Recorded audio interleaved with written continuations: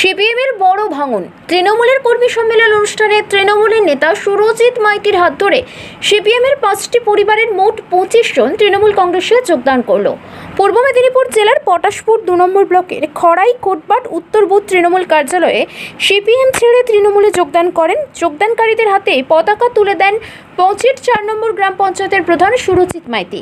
উপস্থিত ছিলেন কাঁথি সাংগঠনিক জেলা সভাপতি পীযূষ পণ্ডা, কাঁথি সাংগঠনিক জেলার তৃণমূল কংগ্রেসের সহ সভাপতি মৃণাল কান্তি দাস, পঁচিট 4 নম্বর গ্রাম পঞ্চায়েতের প্রধান সুরজিৎ মাইতি, উপপ্রধান সদরুল আমিন, জেলার সাধারণ সম্পাদক দুর্গাপদ পাহাড়ি, পঁচিট 4 নম্বর গ্রাম পঞ্চায়েতের অঞ্চল সভাপতি ফণীভূষণ শীল, পটাশপুর 2 নম্বর ব্লক তৃণমূল কংগ্রেস ব্লকের সদস্য আবু সোয়ালেহ।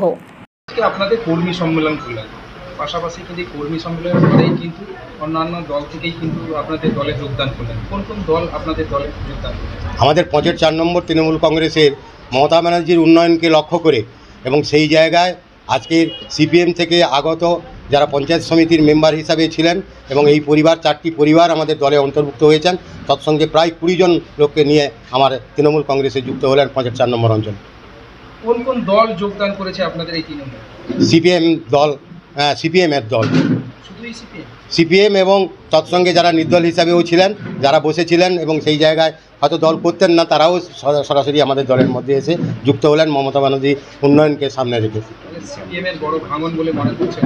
আমরা স্বাভাবিক অবস্থায় সিপিএমের এখানকার আমাদের বিধানসভার এলাকার দিক থেকে তারা কিন্তু আমাদের উন্নয়নকে দেখে এবং আমাদের সাংগঠনিক কাঠামো তাদের মধ্যে নেই এবং আজকে তৃণমূলই করতে পারে কেবলমাত্র মানুষের উপকার, সেই জায়গায় তারা সেই লক্ষ্যে আমাদের তৃণমূল কংগ্রেসে যুক্ত হয়েছে। আজকে আপনাদের দলে যোগদান করলেন এবং আপনাদের দল আরও ভারী শক্তিশালী হতে চলেছে। আপনার বুথ থেকে কত লিড দিতে পারবেন বলে মনে করছেন এই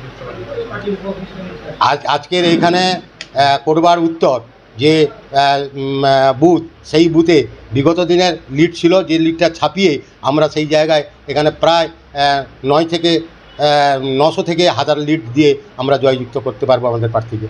আপনার মানুষের সাড়া কীভাবে পাচ্ছেন, কতটা পাচ্ছেন? মানুষের সাড়া কতটা পাচ্ছেন আপনাদের?